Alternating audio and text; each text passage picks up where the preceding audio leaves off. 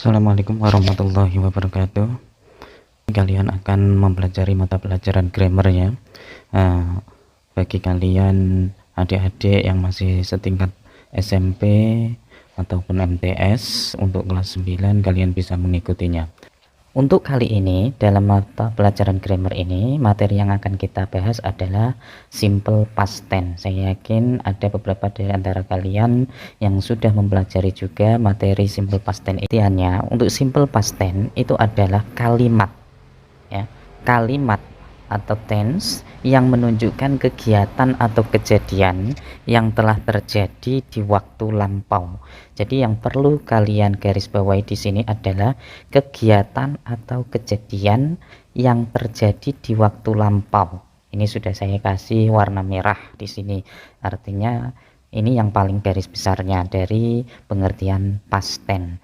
Nah, simple past tense sendiri dari kata past. Past itu artinya masa lampau atau terlewati atau masa lalu. Jadi di sini intinya past tense itu adalah lampau. Kata keterangan waktu yang biasa dipakai untuk simple past tense. Yang pertama di sini kalian bisa melihat di sini yesterday. Yang pertama, yesterday itu artinya kemarin. Ya. Untuk yang kedua this morning. This morning artinya bukan pagi ini tetapi melainkan pagi tadi ya. Terus yang ketiga last night, last week, last month, last year. Terus 2 days ago, 3 months ago. Ya, kata kerja atau verb yang dipakai dalam past tense karena yang namanya masa lampau tentu kita harus bisa membedakan dengan masa saat ini atau masa sekarang. Kalau dalam simple past tense kita menggunakan bentuk kata kerja yang keberapa kira-kira?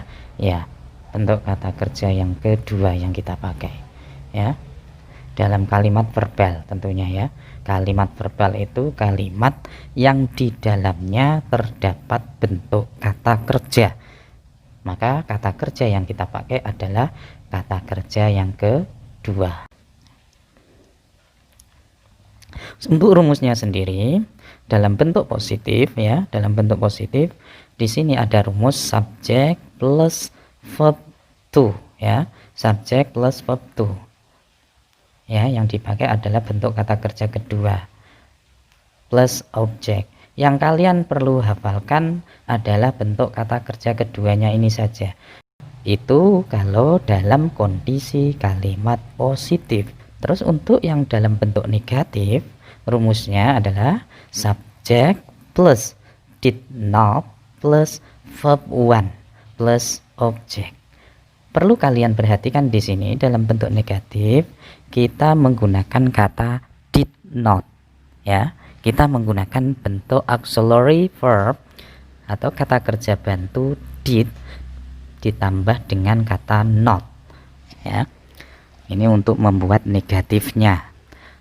Untuk kata kerjanya sendiri perlu diperhatikan tidak menggunakan lagi bentuk kata kerja kedua melainkan kembali ke kata kerja yang pertama. Jadi dalam bentuk negatif untuk simple past tense kita harus menggunakan bentuk kata kerja pertama.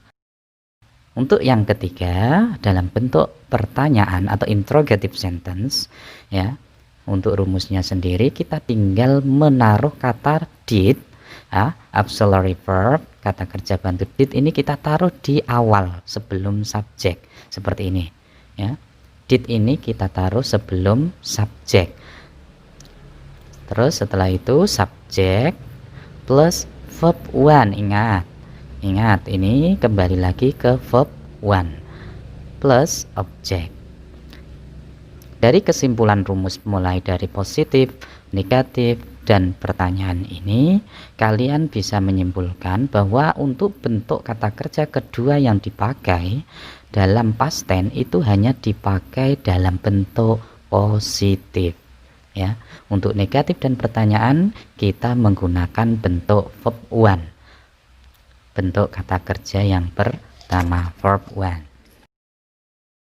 Kita lanjut saja, kita terapkan rumus-rumus ini ya, kita terapkan rumus-rumus ini ke dalam contoh. Contoh examples-nya ini untuk yang pertama, kalian bisa melihat dalam bentuk positifnya, I went to school yesterday. I went to school yesterday. Kalau kalian terjemahkan kalimat ini dalam bahasa Indonesia, artinya saya pergi ke sekolah kemarin. Saya pergi ke sekolah kemarin. Nah, di sini ada bentuk subjek I. Ini adalah, ingat ini positif, maka kita rujukannya menuju ke rumus yang positif ini ya, yang atas sendiri ini. I di sini adalah bentuk subjek I. When bentuk kata kerja kedua. To school ini kebetulan memang bukan objek, karena kita bisa mengembangkan kalimat tersebut apakah transitif atau intransitif. Kalimat tersebut memerlukan objek atau tidak, maka statusnya di sini bukan objek melainkan adverb of place, kata keterangan tempat ya. Kata keterangan tempat. Yesterday ini kata keterangan waktunya. Yang perlu kalian pahami di sini adalah bentuk kata when yang saya kasih garis tebal ini ya. Bentuk kata when ini menunjukkan kalau when ini berasal dari kata go sebenarnya, karena when ini adalah bentuk kata kerja kedua seperti ini. Jadi ya, ini go, when, kemudian gone. Jadi go, when, gone. Ini bentuk kata kerja pertamanya adalah go. Ini bentuk kata kerja pertama. When adalah bentuk kata kerja kedua, when. Gone bentuk kata kerja ketiga. Yang dipakai adalah bentuk kata kerja yang kedua. Ingat, kita mau mengatakan kalimat ini dalam bentuk past tense. Kok bisa kalimat ini dinamakan past tense? Nah, di sini ada keterangan waktu yesterday, artinya kemarin. Berarti bisa dipahami, saya pergi ke sekolah kemarin. Kejadian pergi ke sekolahnya adalah kemarin. Jadi bukan saat ini, bukan sekarang, kejadiannya adalah kemarin. Maka untuk kata kerja yang kita pakai menggunakan bentuk kata kerja yang kedua. Seperti itu ya, kata kerja yang kita pakai menggunakan bentuk kata kerja yang kedua. Tidak boleh kita menggunakan go, walaupun artinya sama, tetapi nanti dalam struktur grammarnya nanti akan salah kalau kita menggunakan go. I went to school yesterday. Terus untuk bentuk negatif, kita lihat dalam bentuk negatif ya, rumusnya subject plus did not. Subject plus did not plus verb one. Kembali ke verb one. I subjeknya, didn't atau did not, boleh ini disingkat go. Nah, kembali ke verb one, kata go, tidak menggunakan when lagi, tetapi menggunakan kata go. I didn't go to school yesterday. I didn't go to school yesterday. Nah, kita menggunakan verb one-nya dalam bentuk negatif ya. Karena apa? Karena di sini sudah ada kata did ya. Sudah ada kata did yang menunjukkan kalau kalimat ini sebenarnya adalah kalimat past tense ya. Apalagi di sini sudah ada keterangan waktunya juga, yesterday artinya kemarin ya. Walaupun di sini yesterday ini seandainya kok dihilangkan, maka kita juga bisa menyimpulkan kalau pergi ke sekolahnya itu tidak saat ini, atau tidak perginya ke sekolah itu bukan saat ini yang dimaksud, tetapi kemarin-kemarin, entah tadi pagi, tadi malam, kemarin, 2 hari yang lalu. Nah, ini tidak ada kata keterangan waktu yang pasti, tapi yang jelas tidak saat ini. Ini seandainya kata yesterday ini yang menjadi kata keterangan waktu ini dia hilangkan. Untuk dalam bentuk pertanyaan, did I go to school yesterday, sama dengan yang ada di rumus did plus subject plus verb one. Did terus diikuti dengan subjeknya I, diikuti dengan verb one-nya. Did I go ya, did I go, ini yang saya garis tebal ini, berarti ini yang perlu kalian pahami. Kita menuju contoh yang kedua coba. Kira-kira kalian sudah bisa memahami nggak untuk contoh yang pertama tadi?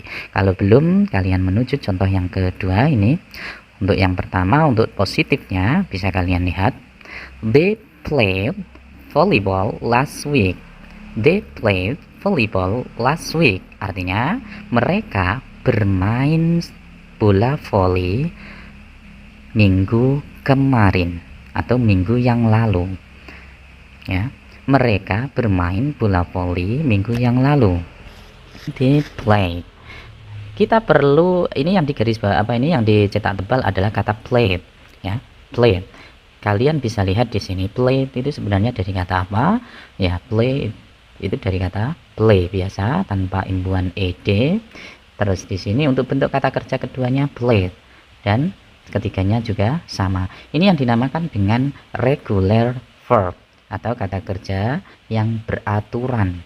Untuk bentuk kedua dan ketiganya tinggal menambah e dan d di akhir ya. Tinggal menambah ed di akhir. Salah satunya contohnya seperti ini. Play, played, played. Untuk play ini adalah kata kerja pertama, played kata kerja kedua, played sama kata kerja ketiga. Nah, kita lihat kembali ya, kita kembali kepada contoh yang positif. They played football last week. Di sini kita menggunakan play. They ini adalah subjeknya, played ini adalah bentuk verb keduanya, sedangkan volleyball ini adalah bentuk objeknya. Kalau last week apa? Last week itu adalah adverb of time, kata keterangan waktu, dan di sini tidak saya berikan apa dalam rumusnya, tidak masalah sebenarnya ya, tidak apa-apa. Untuk bentuk negatif kita tinggal menambah kata not. They did not play volleyball last week. Dalam bentuk pertanyaan kita tinggal menambah did di awal, kemudian diikuti subjek dan diikuti verb one. Ingat, dalam bentuk negatif dan pertanyaan, kata played yang dalam bentuk positifnya bentuknya adalah verb to atau kata kerja yang kedua. Kalau dalam bentuk negatif kembali ke verb one. Ya, dalam bentuk negatif kembali ke verb one, dan bentuk interrogatif juga kembali ke verb one. Jadi tidak ada di sini did they play. Di sini ada imbuhan ed, itu salah nanti.